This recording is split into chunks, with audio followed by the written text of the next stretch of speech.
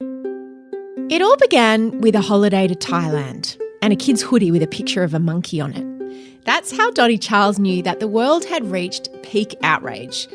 And a couple of years later, at 9:30 on a Tuesday night, that's how we came to be having this conversation. What time is it for you? Are you Look, it's after 9 now? It is after 9. It's 20 past 9. 9 hours, crazy. This is my first bit of Australian press, so I'm excited. Yeah, I'm excited too. And we were trying to work out the time. And when I record at home, my son, who's 23, is producing the podcast. That's him. Can you stick your head in? I know you've got a 3-year-old. Hi, mate. But that's what... From Mamma Mia, I'm Mia Friedman, and you're listening to No Filter, a weekly interview podcast with people who aren't afraid to be candid and vulnerable.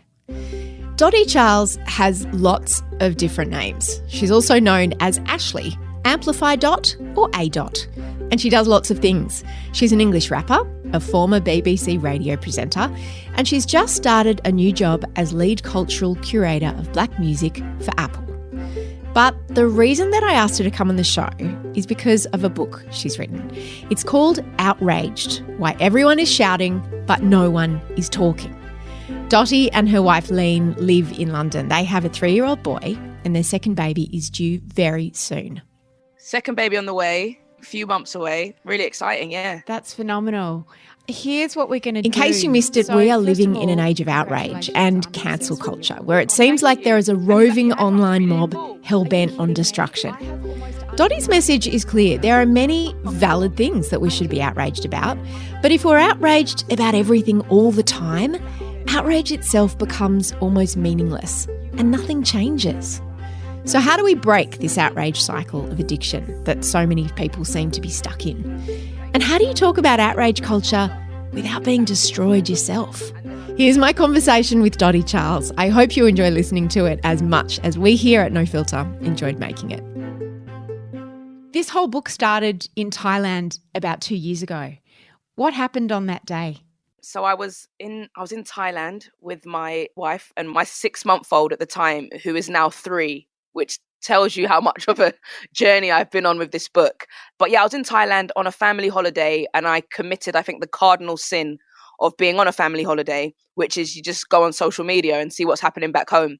But had I not done that in that moment, I wouldn't have a book now. So it's kind of poetic that I took a little time out from my holiday to check my social media. And I saw that the internet was up in arms over a hoodie at H&M. I'm not even sure if this travelled to Australia. I imagine it probably did in some form because it was all over the world. Yeah, it did. seemed. When I read it in your book, I remembered it dimly because it was about 8,000 outrages ago. Yeah, this is far back on the old outrage timeline, although it was only 2 years ago.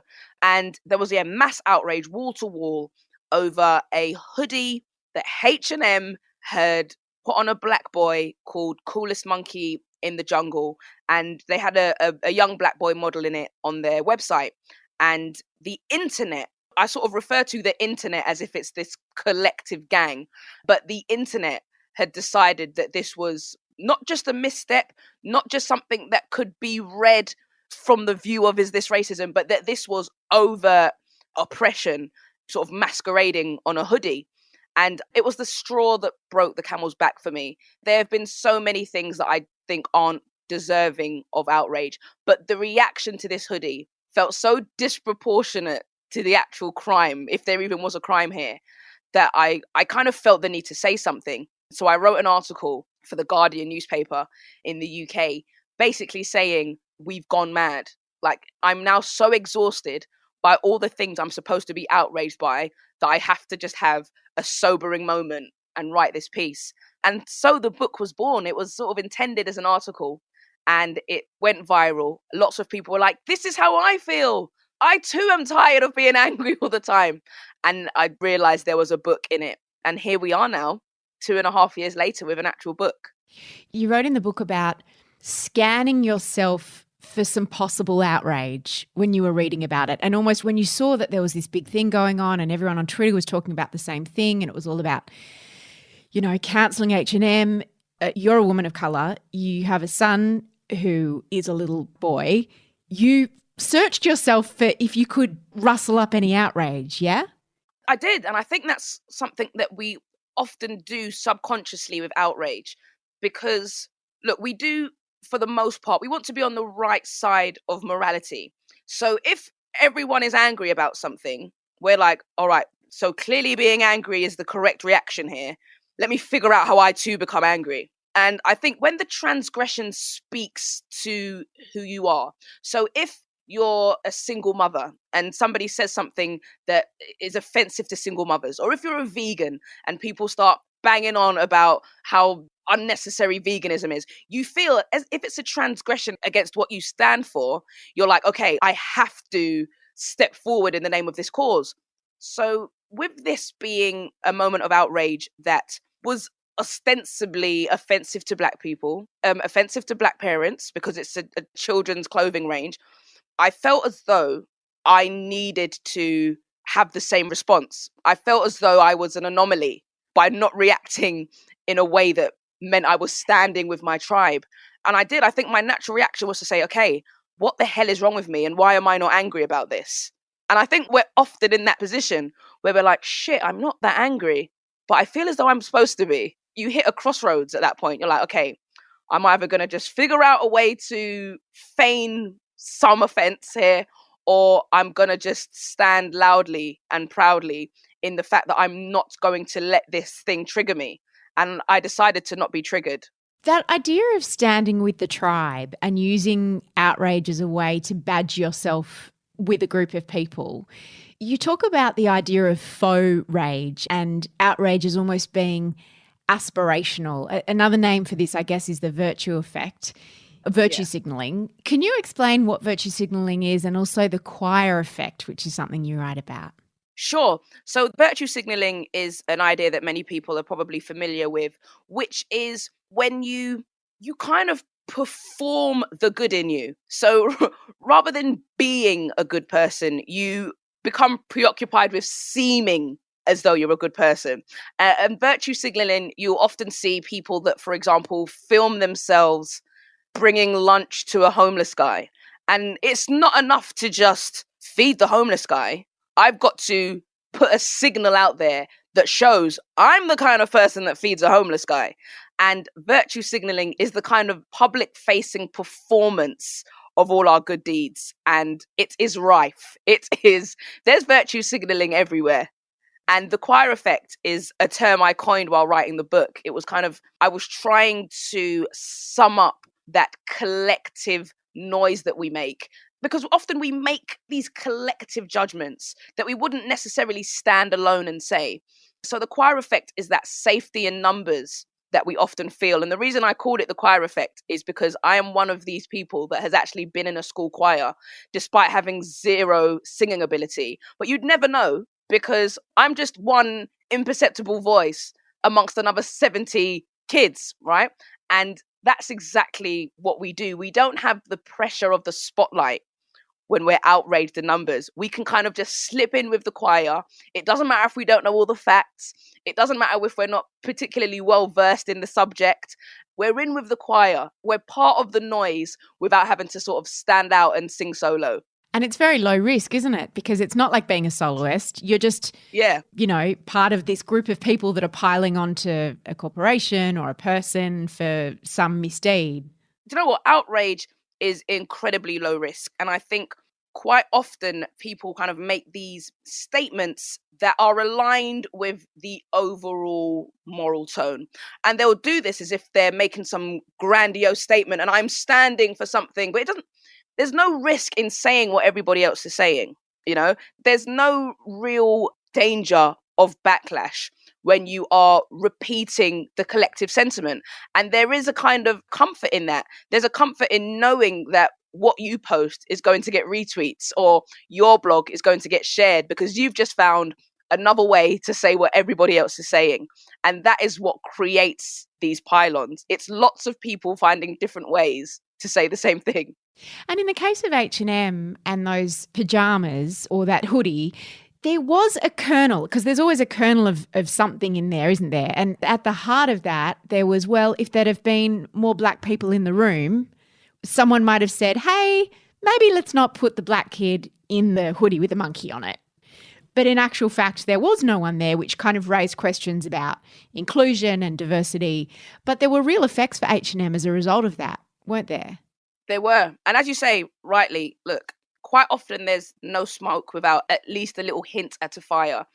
And I think the H&M issue, what spoke to me was the fact that there's clearly nobody in that marketing meeting that is saying, guys, I know we're not trying to be racist here, but maybe we should put the blonde kid in the monkey hoodie and the black kid in the tiger hoodie just to avoid any racist subtext, right? The fact that there was clearly nobody in the room that either saw that or felt empowered enough to be able to step forward and say that, it speaks to the sort of managerial makeup of the marketing team at H&M. Sure. My issue, though, is you're kind of having to search for the issue. And I think there are so many battles we need to fight where you don't need to search for the issue. And I think, look, once we've done all of that, sure, let's tackle the clothing companies that have got slightly questionable embroidery on their hoodies. But I don't think we're in a place yet where we need to be rioting in H&M in South Africa. It happened. There was a full-scale riot in South Africa in a mall because of this hoodie. And as I said before, it just felt so disproportionate. It felt in no way like the necessary follow-up to what started out as one tweet. That's the other crazy thing. Quite often, these moments that become global instances of outrage were just triggered by like one person posting one tweet, and then it spreads like wildfire. But this was one person that made an observation about a H&M hoodie, and within 12 hours, you've got stars like The Weeknd saying they're never going to work with H&M again. And it feels as though we can be quite hyperbolic when it comes to outrage online. We can exaggerate and we can heighten the noise much higher than it ever needs to be. Dotty, what feeds outrage? You say that people are getting high on indignation. Uproar is one hell of a drug. Do you know what? Faux outrage, which I look at a lot in the book, is kind of when your expression of outrage isn't necessarily completely fictitious, but your expression of your outrage doesn't accurately reflect how you're genuinely feeling. So you may be mildly annoyed by something, or you may find something slightly offensive, but you take to the internet to be loudly outraged. And we don't do that because we're bad people. We don't do that because we're necessarily attention seekers. We do it because there are so many positive effects of outrage to us as individuals and to us collectively. You know, it feels great. Anybody who has ever posted a tweet that has made some clever comment about the government that has got hundreds of retweets knows that that is a rush. That feeling of kind of seeing one of your posts, be it a thread or a blog post or something you put on Facebook, seeing that get lots of likes and lots of shares, it releases endorphins. It feels incredible to be agreed with. So that's not us sort of intentionally lying about our outrage. It's us as humans seeking out things that feel good, right? Also, look, there's so much in the world that is insurmountable, right? So take, for example, the context of your work. The patriarchy as a structure will at times feel it will feel as though it's completely out of your reach to dismantle. Or Donald Trump, for example. Exactly. It can feel insurmountable. So if a man says something misogynistic, well, you represent the patriarchy. So I'm going to take you down, and that's going to give me some form of catharsis because the infrastructure of the patriarchy is so big. I feel as an individual as though I can't take that on, but I can drag you and I can kind of contribute to a pylon on you. And that is going to give me some emotional release. It's going to be a cathartic moment. And quite often, outrage is our attempt to self-soothe. And we don't realize that we are actually self-soothing when we take matters on that feel within reach. It makes you feel as though you have some purpose. You're capable of making a change, albeit not the bigger changes. And these are the sort of reasons why we become addicted to these little mini pylons and these little issues, because it makes us feel as though we are at least doing something. Remember Coney? I think about Coney all the time. Man. That was in 2012, that was like the first time, and you write about it in the book, where someone made a video. Someone probably sent you the video shining a spotlight on a brutal warlord in Africa, Joseph Kony. It was posted on Monday, and as of this moment, it has been seen nearly 40 million times. Is this the new way to move the world to action? Here's ABC. And I've never seen anything like it. And we all tweeted, "Stop Coney" or something. I think everybody tweeted "Stop Coney." Yeah. And then after like 24 hours, we were like, whew, well, I'm glad that's finished. Glad we sorted that out. And then every so often I just kind of go, what happened to Coney? Like nothing. If you look at the Stop Coney campaign, it was something out of it was like a global brand launch. There were like celebrities endorsing it. There was like a text this number to get your Stop Coney wristband. It was a huge marketing moment. It was an incredible marketing campaign. Let's not forget that at the time, this was the biggest ever hashtag. A hashtag had never spread like this before. It was the first of its kind. It was a watershed moment. But as you say, within a few days, it died down. And did we stop Coney? I have no idea. I don't think so, but we all lost interest because we all felt that by hashtagging it, we had, we'd been to war and we'd, brought this guy to justice, which is, you talk about clicktivism versus activism, and the whole premise of your book and the subhead of it is why everyone is shouting and no one is talking. But it's also why no one's actually doing anything. Can you explain the difference between clicktivism versus activism? Sure. So I'd say clicktivism is when, look, you want to be active, but you kind of haven't got the energy, right? For anybody who really likes their sofa, but really wants a better world at the same time, look into clicktivism because I think it's for you, okay? Clicktivism is where you're kind of making all the noises of activism, but you're doing it solely through the internet. And let's be clear, the revolution is not going to happen online. It can start the conversation. It can be a great place to learn. It can trigger movements, but the actual revolution itself isn't happening online. So you can sign all the online petitions you want. You can forward them to all your aunts. You can put all the hashtags in all your tweets. You're a clicktivist. You're not an activist. All right. And my issue with clicktivism is that the internet is actually a very innovative tool. It's a great way to mobilize the sentiment, right? Because online, all it is sentiment, but you can mobilize that and you can move it into the real world. But it's also a huge barrier because it's a tool that allows you to really look like you're doing everything. You can look like you are putting in the world of effort into a cause. Like right now, I could, without leaving my bedroom, sign 15 petitions. I could make a little banner, post that on my Instagram, end Trump now. Could do that, knock that up with a Sharpie and a bit of cardboard.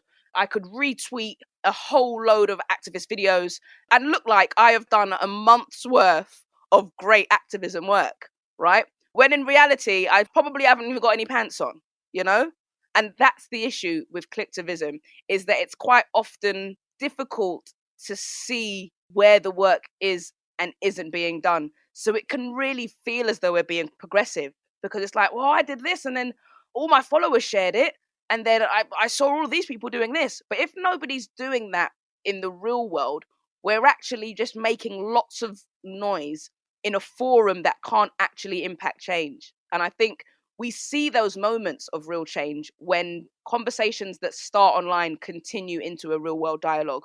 We're seeing it now with the Black Lives Matter movement in the States. We're seeing it in the UK as well, where, it started as a hashtag, but it's now moved into the real world and it feels as though it can be a tangible moment for change.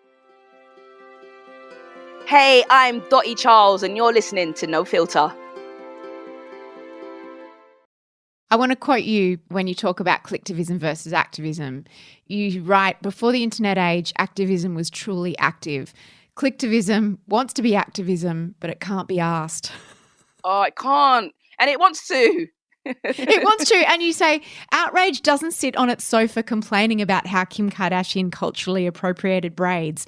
It refuses to give up its seat on the bus in 1950s Alabama. And of course, you're talking about Rosa Parks, who, was such an incredible civil rights leader and campaigner. And I want to ask you about that though, because in this Black Lives Matter movement and all the discussions we've been having lately, you and I are talking at the beginning of July after an extraordinary month or so of protests, which will hopefully create real change. One of the things we've been learning about is microaggressions and things like cultural appropriation. And, you know, I hear people say, oh, you know, it doesn't matter that Kim Kardashian wore braids. Who cares? There are more important things to worry about. Where does that sit with microaggressions and understanding that not everything has to be a huge deal? Sometimes small things are important as well. Absolutely. And I think microaggressions or small instances of cultural appropriation with Kim Kardashian, they can be symptomatic of much bigger sort of institutional issues at play, right? I think Kim Kardashian, for example, as an individual, represents the racial bias that would maybe celebrate a Kim Kardashian while denouncing like a Zendaya, for example, for doing something completely similar in a fashion sense. But that speaks to the racial bias of the fashion industry as a whole, right? And what I take issue with is when we become so distracted by the leaves that we ignore the tree, right? And look, pulling a leaf off a tree, again, may feel like you're doing something. But until we collectively start to get our axes out and chop down the tree, there will just be another Kim Kardashian. There's Kylie. There actually is another Kim Kardashian in her little sister Kylie, right? And then, yeah, you're going to pluck Kylie from the tree, and then, you know, True will grow up and the other Kardashian generation will grow up. You're not addressing the bigger issues. So yes, they absolutely contribute to landscapes, entire cultural landscapes that need to be changed. But I think if we are to effect real change, we need to focus our efforts on the bigger issues. And the Black Lives Matter movement is a great example. So you had the killing of George Floyd, and you had the arrest of the officers. Now, if this was about the leaves, then there would be no need for protest. It's like, great, okay, they've arrested the police officers. Woo, great protest, everybody. Let's go home. They've arrested the officers. But that it's an institutional issue. So until they arrest all of the officers and until they reform how the police force works, there's still work to be done. So yes, what the police department will call a few bad apples is not the issue. It's the tree from which the bad apples fall. So I completely agree that yes, these smaller instances are part of the bigger picture.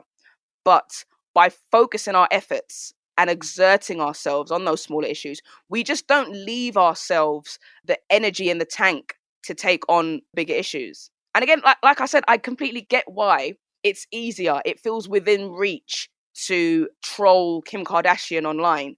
Because, you know, how do you begin to address the fashion industry as a whole? But it takes so much emotional effort. Even if we don't realize how much we exert ourselves, being outraged takes its toll. Even if you're one of these people that wakes up every day and you're angry about something different and you feel as though you have got the endurance to take on every issue, I promise you, being perpetually outraged is taking its toll on you. It is tiring you. It is weakening you.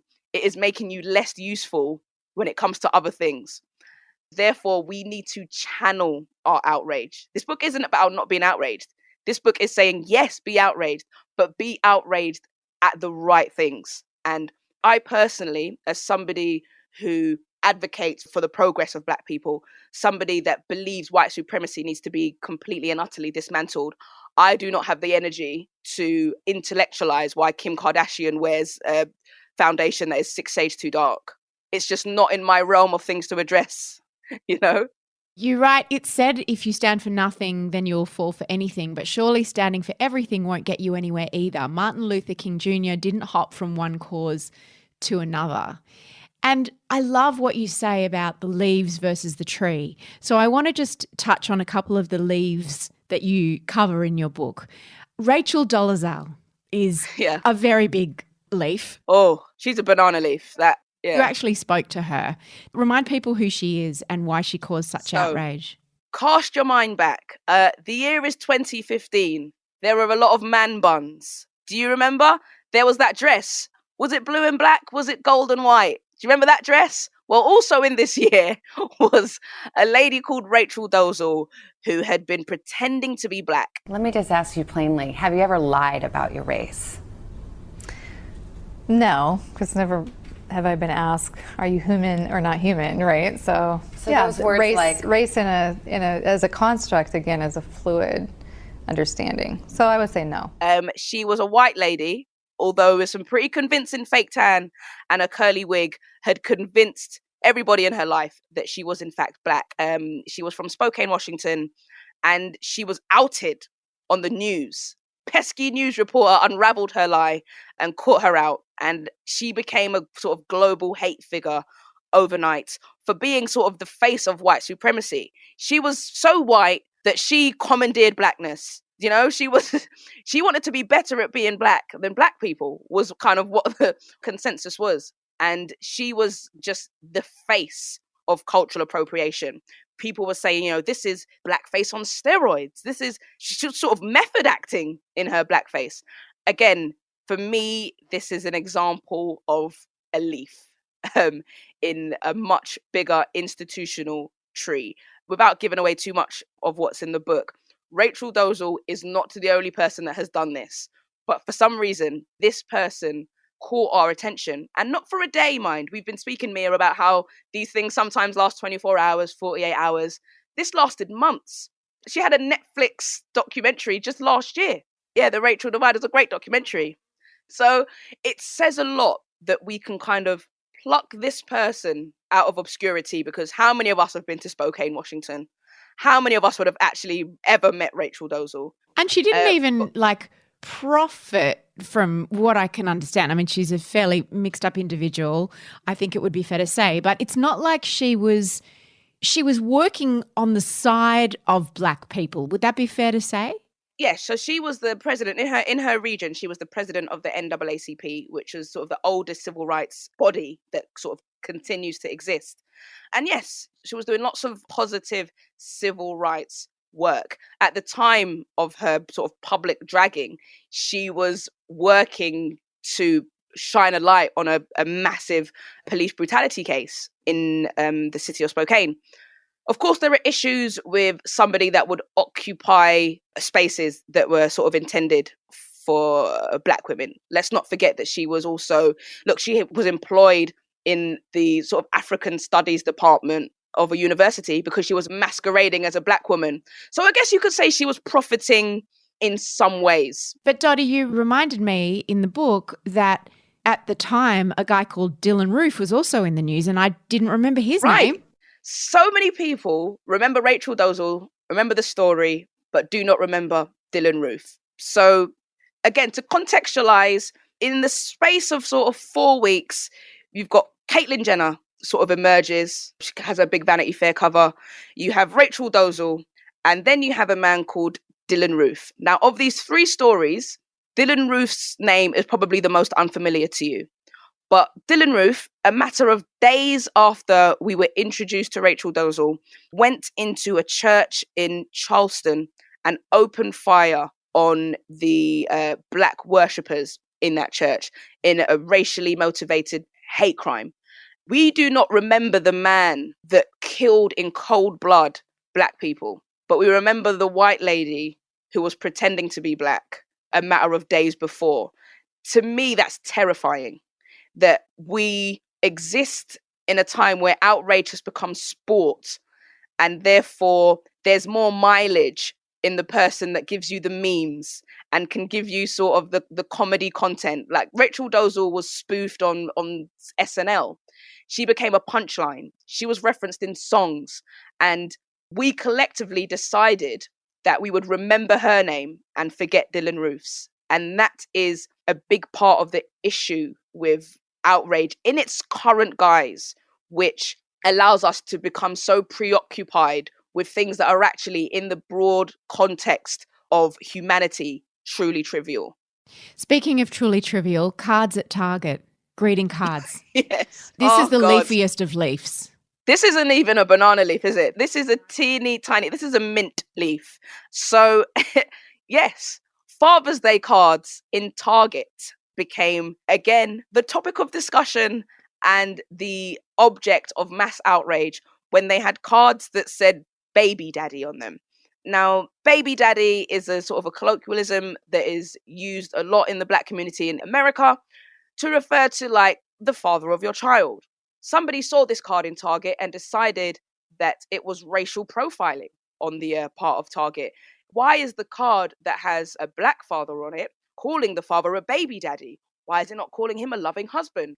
Why is it not calling him an incredible father? Why is it referring to him as baby daddy? Let's not bother ourselves with the small print, which says if you open the card, it actually does call him a great father and husband. Let's turn this into another moment of outrage. And cards in America are the least of America's problems, right? Like, Don't worry about the guns. We need to remove the cards. yeah. Forget the gun laws. Let's forget the school shootings and the fact that we have a raging racist as our president. Let's sort out those dodgy cards in this budget outlet.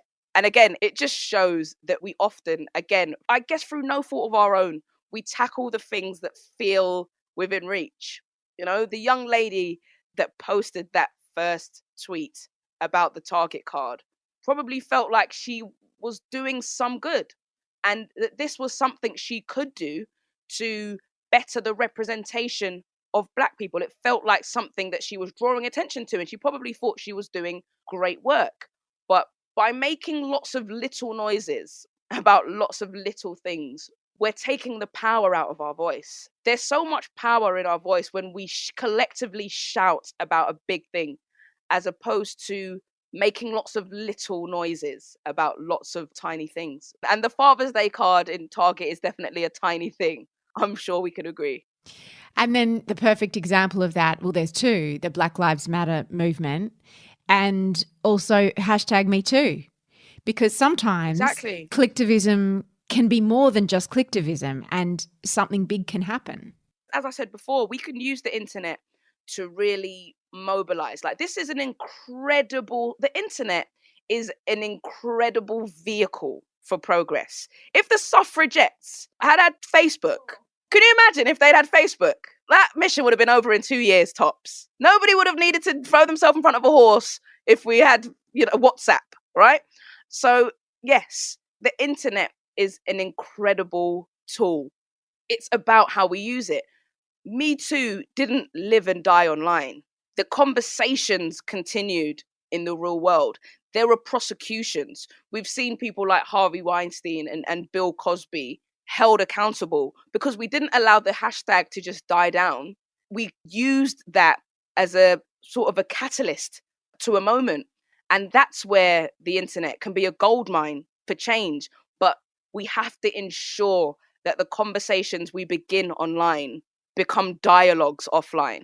And I think there's often a disconnect between what we say online and what we do in the real world, which is why I always say to people, look, practice what you post. If we were all practicing what we were posting, the world would be in a completely different place. The amount of climate change posts I see, the glaciers are still melting, guys. The glaciers are still melting. So I think there's always more work to be done that doesn't stop at sharing an article or posting a hashtag. It's about then doing the real work offline. Which is the essence of your entire book. It's outrage is a finite resource in most of us because you can't be in a state of outrage all the time, right? The last chapter of your book is called Make Outrage Great Again, which is like a call to... I love it, which is like... it's got such a ring to it. It's such a call to arms to practice what you post, as you say. You write, in our final frontier, there is still so much to be truly outraged by. There's the gender pay gap, racial bias, police brutality, homophobia, transphobia, misogyny, gun control, and those absolute fuckturds who think climate change is a hoax. So by all means, get angry. Get as angry as you possibly can, but do it with an ambition that extends beyond social media kudos. Because all we are doing is desensitizing a generation and robbing them of their right to be effectively furious. Oh, spoiler alert, by the way, guys, that's the last page. So good. You, the qualifier you make is curbing your outrage is not about settling for less, because it's not just a man saying, just calm down. Which I hate. I hate that. I hate people that say, oh, calm down. It's not that bad. And that's not what this book is. This book isn't me trying to subdue your rage, right? Of course we need to be angry. We'd still be in apartheid. There'd still be segregation. There'd possibly still be slavery in mass parts of the world if people did not get outraged. Outrage is incredibly useful, but channel it. Channel that outrage. If you look at the forefathers of our outrage, or foremothers, people who have sort of really steered us towards progress, they weren't fighting about this, that, and then this on Wednesday, and then jumping about back to this on Monday. Their life work was women's suffrage, or it was the civil rights movement, or it was the ending of apartheid. I'm not saying that you need to dedicate your life to a cause. I'm not saying that we all need to become Nelson Mandelas, right? What I am saying is that you owe it to yourself to be steadfast, to be committed, to be unwavering in what you stand for. Because if you stand for something this week and then something else next week, and then you forget about what you were standing for 6 weeks ago, where's the value in your voice? Why does your voice need to be listened to? This is why politicians are able to sort of evade accountability on so many things, because they sit there safe in the knowledge that it will blow over. Everything blows over because how often are people committed to that cause? How often are they rooted in that issue? Or are we just kind of in this perpetual cycle of mass outrage, outrage subsides, oh, then mass outrage about something else, and then outrage subsides? How often are those moments roadmarked with a change? How many things that you've been outraged by in the past 5 years have you got a tangible change to jot next to them in your file of facts? If you were to make a note of all the things that you were outraged by, was that thing resolved before you moved on to the next thing? Or did you just forget about it and move on? And I think that's what we need to be better at, is at committing ourselves to issues, because there are so many things that deserve our commitment. Just quickly before I let you go, people who traffic in outrage, some people do it for free on Twitter. And there are others like Piers Morgan and Katie Hopkins who might not be familiar to some people who are listening to this. You interviewed Katie Hopkins in the book. The people who actually make money out of outrage, are we just feeding that? Absolutely. And I call them in the book outrage mongers, who are people that have figured out how to sell you outrage. And they're not saying, roll up, come and get your outrage here. It's much more insidious. They are planting seeds of engagement. They say things that make you react.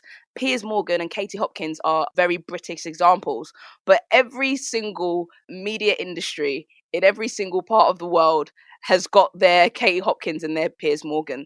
Individuals that know how to provoke a reaction. They know what to say to get you to engage. And quite often that means ruffling your feathers. We react to outrage statistically more than we react to any other emotion. So doomsday news will be shared so much faster than a nice little story about a little old lady who, won the lottery and transformed the life of her family. Like, that would never be shared the same way as Donald Trump saying, let's build a wall. It will not travel in the same way online. People have recognized this algorithm and they realize that they can create a whole industry. Their business model is hinged on you being outraged. And this isn't just the right. Let's be clear. This isn't just people on the right. There are people on the left who have figured out that the more you're outraged, the more they get booked for TED Talks, the more they get commissioned to write pieces, the more they can rile you up and say, hey, isn't this offensive? The more they can create a media profile for themselves as the savior of all that causes outrage. So sort of on both sides, you've got people profiting from our natural instinct to be outraged. And we need to give ourselves more credit for the power we have in what we are outraged by, when we are outraged, how long we choose to be outraged by it. All of these things are within our control. But currently, we allow ourselves to be steered by outrage mongers so much more than we even realize. And I think when people realize the currency in their outrage, they realize the value in their voice, we will find that we kind of give birth to a generation of incredible ragers. I'm so hopeful. This book isn't like me saying, we're doomed. It's me saying, do you know what? If we follow a few steps, we could live in an incredible world. Dotty, I love you. I love you too, Mia. Thank you so much for reading my book. Not only have I read it, I'm going to buy it for everyone I know. I'm going to shout it from the rooftops. I just think it and you are phenomenal. And you had to be the one that wrote this. This couldn't be written by a white person. This couldn't be written by someone with privilege. It couldn't. And I get that. And I think that's part of why I felt compelled to write this book, you know? Quite often we kind of focus on the messenger rather than the message. So if, as you say, like a really privileged white man in 6-bedroom house with acres was saying, guys, do we need to be angry about this? Everyone would be like, sod off, what do you know? You haven't experienced hardship. But for me, you know, a black woman that's gay from a working class background, so I've experienced it, mate, I've experienced it all, from the misogyny to the racism to the homophobia. If I can say, guys, do we need to kind of reassess? I think then you're like, well, if the person that should be offended by everything is saying this, maybe we do need to reassess. So I do hope that by being the mouthpiece to this sobering moment, more people are open to just readdressing their outrage. Because as I say, it's not about being outraged less. It's about being outraged a bit better. This was one of those interviews where I just wanted to read the whole book out loud to Dotty and just say, this, I agree with this. I underlined almost all of this book. It's not a very long book. I inhaled it in like an hour and a half.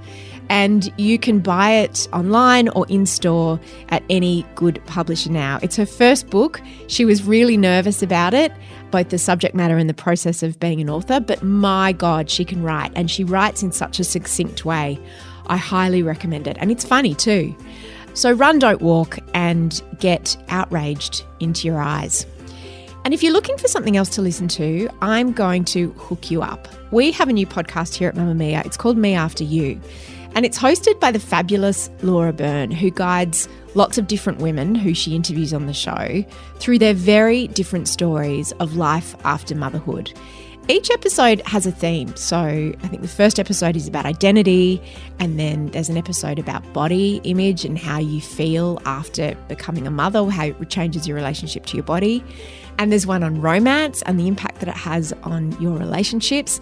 It is such a fabulous, fabulous series. If you've ever had a baby or think you might want to one day, it just dives deep in a way that I've never heard on a podcast before. And there are famous people that are interviewed, people like Narelda Jacobs, who became a teen mother, Teresa Palmer, who's done something called tandem breastfeeding, where she has got 3 babies or 3 little kids, and she breastfeeds more than one of them at a time. So like the 2-year-old and the newborn. And Alex Nation, who she was on The Bachelor. She won the season of Richie, and she was a single mum. And she talks about how she got pregnant by sleeping with her boss at just 18 years old. There are so many different stories, and they're woven all through every episode. So it's not just like a straight interview podcast. It's just incredibly engaging. You'll find Me After You wherever you get your podcasts. We'll pop a link in the show notes to make it easy for you. This episode of No Filter was produced by Leah Porges and Luca Levine. The executive producer of No Filter is Eliza Ratliff, and I'm Mia Friedman. I'll see you on Mamma Mia.